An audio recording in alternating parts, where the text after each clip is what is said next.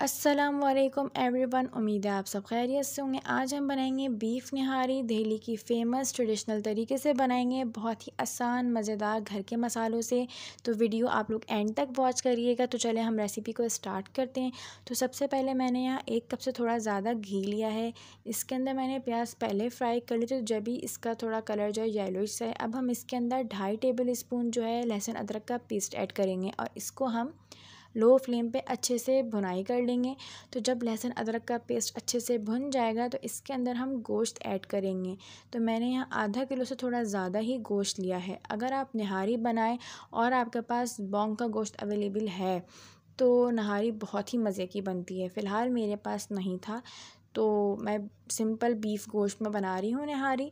इसकी हम यहाँ अच्छे से भुनाई कर लेंगे मीडियम फ्लेम पे। तो जब गोश्त की यहाँ अच्छे से भुनाई हो जाएगी तो इसके अंदर हम 1 गिलास के करीब पानी ऐड कर देंगे और इसको हम यहाँ अच्छे से मिक्स कर लेंगे। तो मैं पतीले में बना रही हूँ तो इसलिए मैं इसके अंदर मीट टेंडराइज़र ऐड करूँगी। तो मैंने यहाँ 1.5 चम्मच जो है मीट टेंडराइज़र ऐड किया है। और अगर आप कुकर में बना रहे हैं तो टेंडराइज़र ऐड करने की ज़रूरत नहीं है। तो इसको हम यहाँ अच्छे से मिक्स कर लेंगे और इसको हम मीडियम फ्लेम पे छोड़ देंगे कम से कम गोश्त गलने तक। 50% हम गोश्त गला लेंगे। तो इतने गोश्त यहाँ गल रहा है मीडियम फ्लेम पे। तो इसका हम निहारी का मसाला तैयार कर लेते हैं। तो निहारी मसाले को हम यहाँ अच्छे से फ़ाइन ग्राइंड कर लेते हैं। तो गोश्त जो है यहाँ पे वो 40-50% करीब गल चुका है। तो अब हम इसके अंदर आधा पाव के करीब दही ऐड कर देंगे। इसको हम यहाँ अच्छे से मिक्स कर लेंगे। अब हमने जो होममेड मसाला तैयार किया है निहारी का, इसके अंदर हम वो ऐड करेंगे। तो अगर आप इस चैनल पर न्यू हैं, चैनल को सब्सक्राइब करें और बेल आइकन को प्रेस करें ताकि हमारी न्यू आने वाली वीडियोज़ की नोटिफिकेशन आपको मिल जाए। तो इसके अंदर हमने 2 टेबल स्पून के करीब होममेड निहारी मसाला ऐड कर दिया है। इसको हम यहाँ अच्छे से मिक्स कर लेंगे निहारी मसाले को।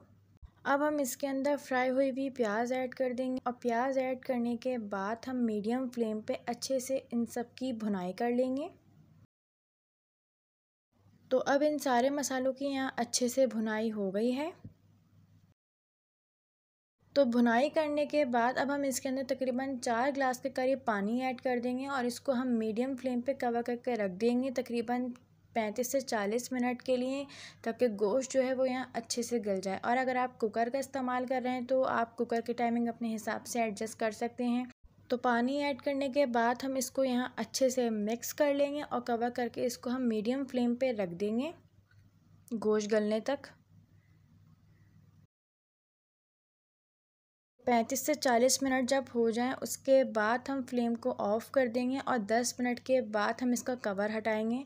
फिर हम ये सारा जो रोगन ऊपर आया हुआ है इसको हम सेपरेट कर लेंगे। तो सारा रोगन हमने ऊपर से सेपरेट कर लिया है। अब हम गोश्त चेक कर लेते हैं गोश्त गला कि नहीं। तो गोश्त यहाँ नहारी के मतलब का बहुत अच्छे से गल गया है। अब हम जो है फ्लेम को ऑफ़ ही रहने देंगे और इसके अंदर हम मैदे की स्लैरी ऐड कर लेंगे। आप चाहें तो आटे या बेसन की भी बना सकते हैं, बट मैंने यहाँ मैदे की बनाई है। आधा कप के करीब मैंने मैदा लिया, इसके अंदर थोड़ा सा पानी ऐड करके मैंने अच्छे से मिक्स करके स्लैरी तैयार कर ली ताकि इसके अंदर कोई लम्स ना रह जाए। और फ्लेम ऑफ रहते में ही इसको हम थोड़ा थोड़ा ऐड करते जाएंगे और मिक्स करते जाएंगे। आप ये स्लैरी अपने हिसाब से ऐड करिएगा जितनी आपको नहारी में थिकनेस चाहिए।